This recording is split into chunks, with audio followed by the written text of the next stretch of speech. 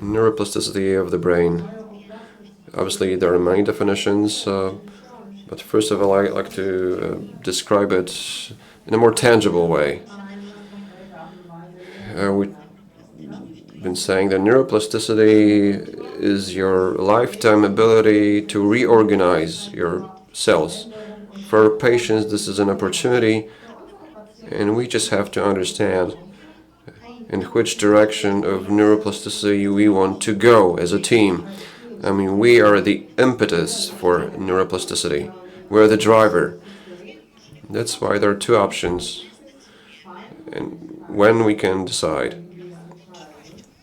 And the plasticity of the brain is a bit like traffic jams in the streets. There is a time at 4 or 6 p.m. there's a traffic jam. In every city there's the rush hour, and it's not possible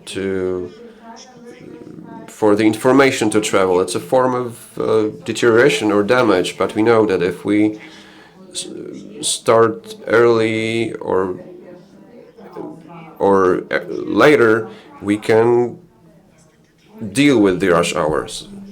But the other option is, if we travel from A to B, but taking a longer route, much more difficult, winding route. So we can either avoid this time or go around it. And we as a team has to decide for the patient which route to choose.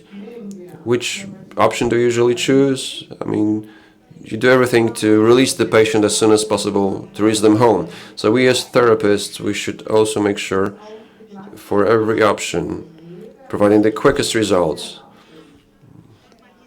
that will normalize the plasticity, should be selected. We're not able to change anything at the cell level. It's happening by itself. But at the functional level and behavioral level, emotional level, we are the drivers. We should know how to cope best with that. Working within a team, in a ward or at home with the patient, we have to remember that the plasticity is something that concerns us as well. After a few hours of working, our plasticity, our brain plasticity ends. We need to activate it. Obviously, there are methods promoted everywhere like neurobics, or all kinds of activities covering all your senses you have to provide every day in your everyday life. You should, wear your watch upside down, brush your teeth with your left hand if you're right-handed. I mean, but will it work for us when we are tired, when you have to be next to the patient and ready to help them? Not really. It should be mindfulness, really. We should be mindful. In our ward, one of the meditation methods, when everybody's tired and needs some glucose and wants to take a chocolate, we have a meditation with chocolate system. In a minute, you have to open up the chocolate, smell it, listen to it, taste it. That's a minute that we give each other to recharge our batteries for our patients. The whole team of experts is working in unison, and they dovetail, sort of. All our efforts, our knowledge, our experience with patients, our empathy, unfortunately got lost in a system when we don't have the right conditions to work. We always say that we like it to get better, that it's too crowded, that it's difficult to access the patient. And this is where we should meet with a designer and the management board within a team. That will give us room for improvement to provide positive stimulus to our patient. How does it work? We follow three important principles. Every patient has to receive the opportunity to be independent as much as possible. Only working within a team should be possible. We should not omit any steps. We should only have the nurse or the therapists, I mean, it should not work like this. If a nurse will come, she will always only have this swallowing test. The speech therapist will not come because the nurse will do that. No, we should all have our own domains and do it perfectly.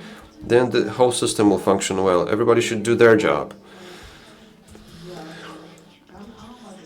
But if all these things overlap, unfortunately, the patient is lost in the system. Because you can think, oh, maybe my colleague will do that, maybe somebody else will do that. This is your job. This gets lost somewhere in the system. If you look at the system and the data, unfortunately, the proper nursing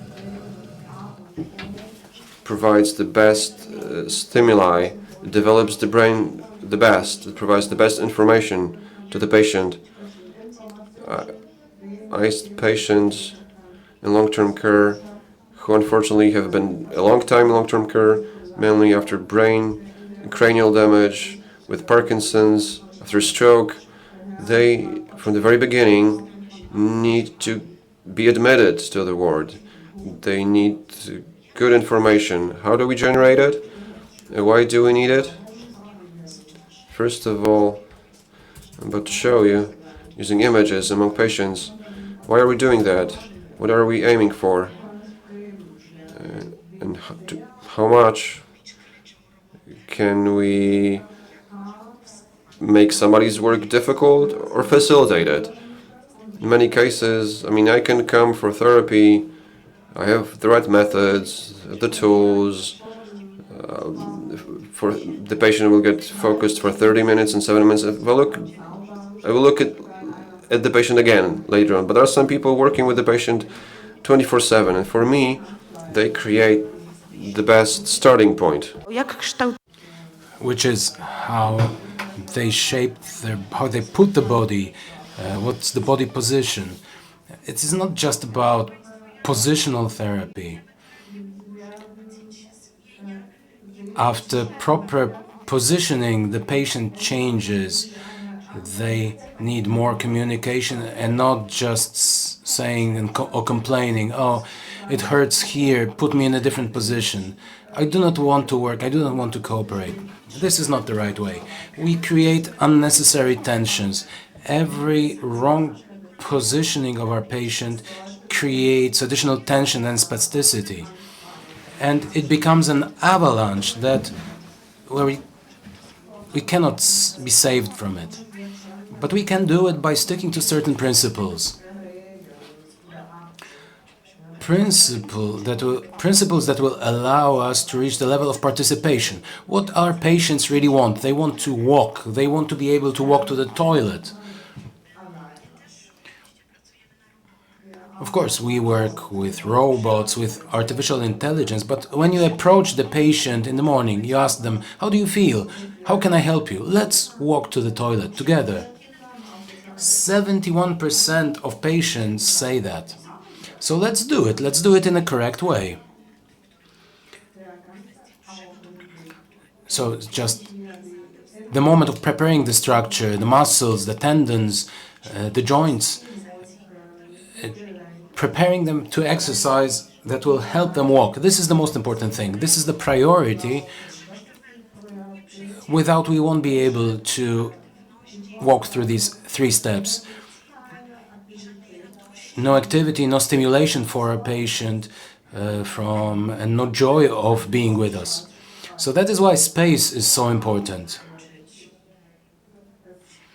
In my hospital, in my clinic, I managed to achieve a situation where the whole ward has to be properly organized spatially. The color scheme, the bathrooms, they all should be organized in a way we need.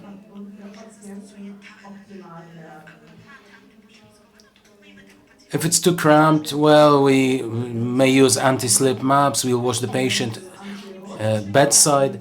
No, this is not creating space for the patient or for ourselves. So if we have the possibility, and we must have the possibility to inform the designers how we transfer the patients, how we change the position, how can we expect the patients to do everyday activities if they are unable to reach the relevant location? We cannot just create virtual conditions. Let's learn to say no. Let's disagree when something's wrong. We need to we need to learn how to do our job efficiently for the patient. So this is a hallway, and in itself it is a form of information.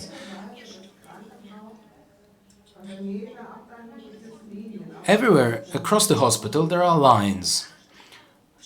And these lines inform every visitor and every patient. They guide them towards information. So, in blue we have the physiotherapist. They are the least needed. The screen displays strength, running. If family members come to us, they always approach us and say, "Oh, excuse me, can you tell me, can we bring something?" And this distorts our rhythm of work, our workflow, and good work with the patient, because we keep repeating the same thing over and over again.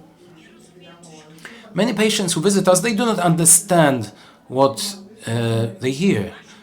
They want to hear which room it is.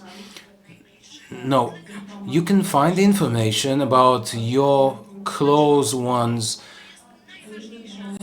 and their health status from the doctor. And the doctor is marked in red.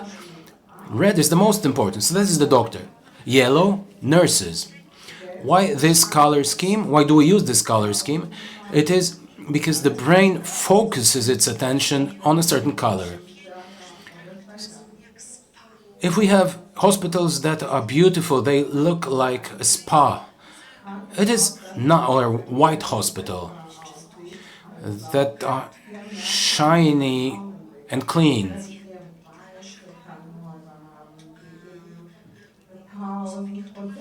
For patients and their family members, it's just tasteless. It doesn't inform them about anything. Here, every line has a certain length in meters.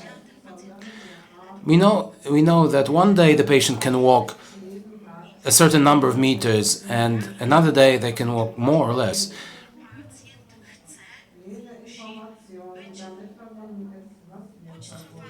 The patient has to be stimulated in a way that's not irritating to them, that's not annoying to them.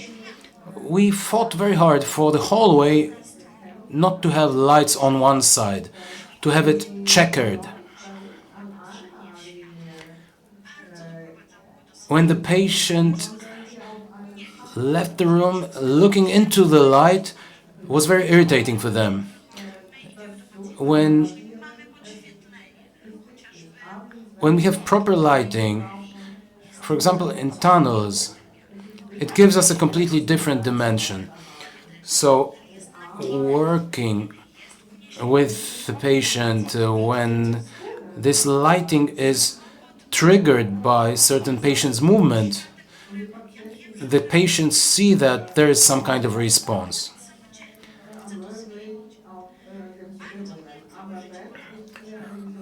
I was always concerned by the fact that our patients had to look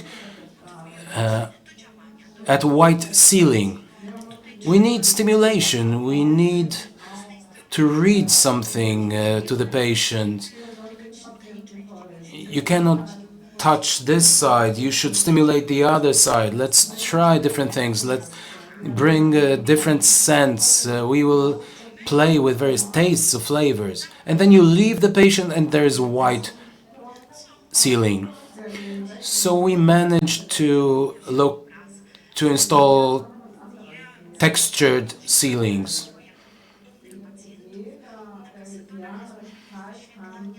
And there's also a possibility to display pictures of their closest ones. This was done by the University of Technology, but it turned out that the designers from the Fine Arts Academy approached us to design these interiors. So the patient, every patient, has the possibility to dim the light. It's not just turning the light on and everyone can see everything. That is just an irritating stimulus. In those rooms there are rooms where orange is the best stimulation for the brain.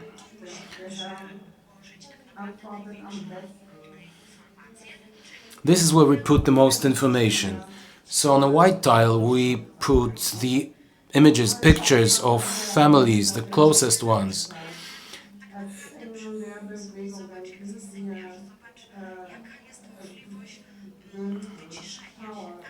It gives the patients the possibility to calm down when they fall asleep.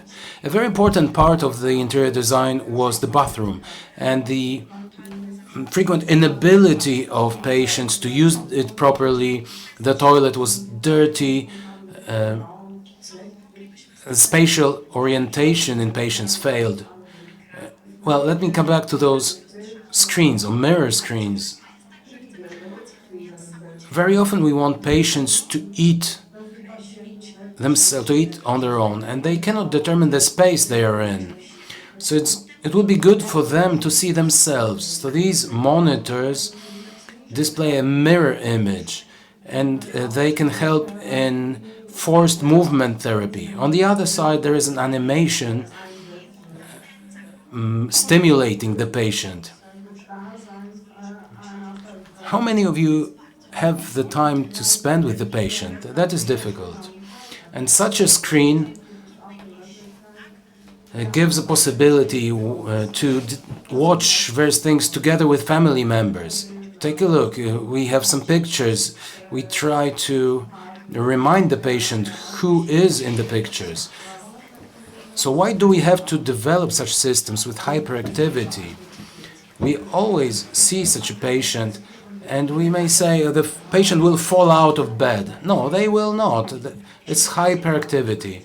If the patient is supported on their head and they feel the end of their space with one leg, they feel safe. There's always something on their belly, a blanket or pillow, and this provides the feeling of security to the patient. But this is just hyperactivity. It's not stimulation. If they are positioned properly, it will change. They do not leave, they do not go out of bed. They are just looking for information, and this positional therapy is this information. So in every space, every room, every ward, there should be a place where you could put the patient down on the floor. Special beds, preventing bed sores. This doesn't give us the space to properly position the patient. There was a hyperactive patient, sleepless patient for 3 days.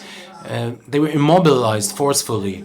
But it was sufficient to take that patient to a space that will block them and provide with information to the brain, the spatial information to the brain, and that was sufficient.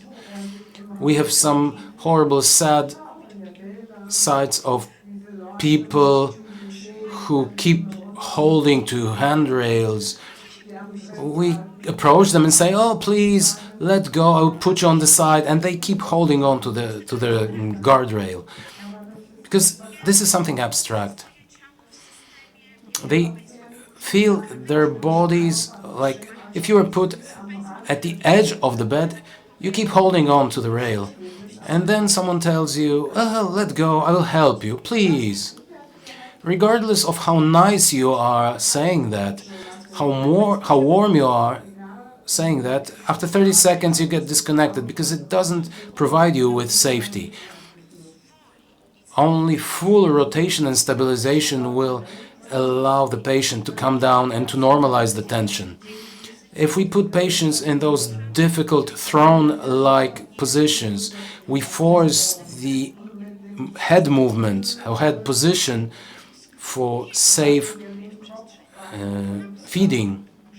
It's about the brain, getting the brain to know its spatial position, to know what it is being prepared for. We used to play with mirror therapy. There was movement in it, but older patients did not know what these mirror boxes were for. But when we removed mirrors from the bathroom, every patient knew what these mirrors were for and that they had to look in the mirror. So in the bathroom, we designed a full contrast scheme in the bathrooms. We have black lines or black toilet seat covers. There are digits indicating the sequence. There are special stripes on the floor so that the patient knows how to leave the toilet. Every shower is prepared not for the patient, it is prepared for us. If we reseat the patient, if we move them, all the rails or the handrails are movable, they are foldable, so we can face the patient all the time to stabilize them. Every excessive movement creates additional tension, additional spasticity, and we do not want that. When our patients are in wheelchairs, they were always working up and down. You need to work left and right. It was very difficult for many manufacturers to manufacture such mirrors. Now we have fully rotating mirrors. The patient can see themselves at any moment. They are removable. And if we guide the patient to the bathroom, the patient will know what is going to happen. These are their dreams. It's not the number of apples that we can catch on the computer screen. It is a form of entertainment. Their daily needs are very important. 70% of them just want to be able to use the toilet. But it was a huge surprise for me to see that one of the dreams was to be able to use a pen or pencil. The feeling of agency, that they are able to undersign something at the bank or any agreements or contracts. Being able to decide about themselves is very important for many patients. Parkinson's patients, their signatures are never the same, so they are not credible for the banks. So all training in hemisphere integration are based on their signatures to make them possible to repeat. Rehabilitation system, every room has its strategy, its ideas. Today, fortunately, we can have equipment located on the ceilings. We do not need a lot of space, but we need certain space. We cannot do everything bedside with patients in bed. This is not the right method. All the stimuli are not interesting for the patient anymore. They only hear it as something happening in the hallway, and we tell them, move your right hand or left hand. These are abstract things that they do not understand. But if they have a system of mirrors and they understand that it is therapy, we can block their compensation, they give us the possibility to develop. What are we aiming for? We're aiming at adaptation, compensation. We decide when the patient will take their first independent step, their first activity, and all transfers have to be the same transfers. Not that I will reseat the patient like this or like that another time. We need to have the same system all the time. And it also applies to families, especially in home care. And families do not fully want to learn about our systems because they count on us performing certain things properly, but they will perform them the way they think is correct. Fortunately, robots, special systems, or slides, all right, but we need to show them how to do it. We should not overstimulate the patient. We should not instigate poor motor patterns. And here we have an example of a properly working system with 3 to 5 meetings per week. If the families were trained in reseating and transfers to the bathroom, they learned it from medical personnel with good orthopedic equipment, it always improves the situation. And the patients do not come back to functions that were compensated or poorly adapted. They perform all the activities in a system that keeps them developing. How do we create our orthopedic equipment?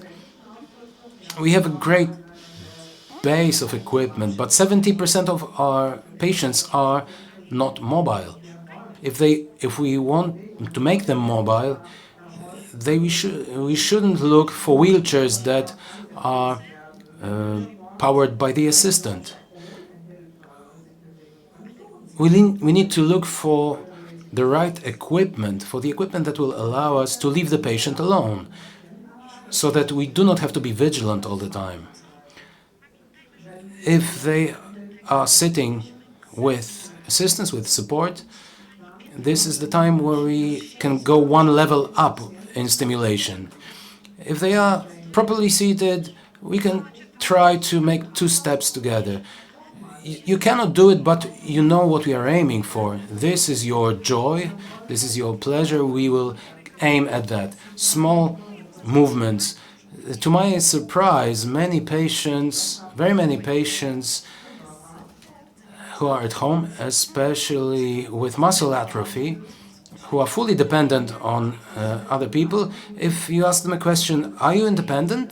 They say yes. Do you feel that you function the way you want? Yes, of course. And it turns out that the fact that they can move the joystick is absolutely sufficient for them. I have friendly people, parents who help me with everything, but when they reseat me to this electric chair, we can communicate using CI or Connect. For me, that's about being independent. At the time you want to take over the function of activity, we take their independence from them. We should not be doing that. So let's return to these robots. These elderly patients in homes and wards very often say they don't really have the need to be physically active or to react to challenges. Why do we have these computers, etc.? And we can start with the simple things that give them pleasure. They have the lady who was motivated. She had a photo of her grandchild and she is ironing the shirts for him. She was doing that the whole day. Would I be able to force them to do it? No. Let's allow her to be happy. Let's generate these automatic moves and regenerative movement, which will satisfy their own needs. That the gentleman who doesn't know what his name is, he doesn't know where he is, but he used to be a boxer. And this inflatable, he knows what it's for. So we should just follow the patterns that give him pleasure. We should not put him on a bike. We should not work with them using robots. We should show them that they can always have their source of pleasure. I'd like to refer to the structural level. Obviously, it's extremely significant. An activity that sometimes the equipment doesn't really have to be sophisticated. It can be just a regular ball. We can use just a regular ladder. I wanted to show you how this boy, after brain injury, when he had enough room, he was able to run. And on your right, when he was in a room, he couldn't even imagine what it's like to run forward. He would just jump up. So space matters. I would very much like us to depart from these sensory rooms. I mean, here you touch the stone, there's the smell, there's the lighting. It would be great for us to go beyond this. Let's create rooms which will be for our patient. Already somebody will say, but this boy is in a wheelchair. But no, when he has the harness, he's doing great. On the left, you have a patient with LSA. He's not swallowing. It's very difficult for him to hold his head up. But when the time when he feels agency and his son is looking at him, not only tired in a wheelchair, he can see his father doing something cool, makes us much more satisfied. And every room should allow us to be reshaped depending on what we want to achieve with the patient. It's not like that the patient will not jump up. We should always fight for them, the flying stage, let's say. The patients wanted, with SM, the patients dreamt about walking in high heels. All the training, jumping, tension, exercise, therapy was great, but they just wanted to have a single walk in high heels. And we did this. We allowed them to train in high heels. I mean, when you work at home with the patient, when elderly patients, it's the same. Let's go to the kitchen. You will put these high heels on. We will do it somehow together, but let's give it a shot. Let's try to go there. Motivation is necessary to achieve our functional goals. In hemi-neglect syndrome, we should fight for every integration, every system of sensing. If we don't provide the sensory components, they will feel that they are somewhere in space, empty space, they cannot relate to. They don't know what's going to happen. Here we have a Tomatis method. The patients wouldn't sit, they wouldn't work with us. When we train their auditory attention, so it's not about really listening or hearing. We're supposed to have postural control, build tension. When the patient hears the properly modulated frequencies, automatically their tension changes. It's an example of a gentleman who was bedridden, lying down after 7 days of therapy.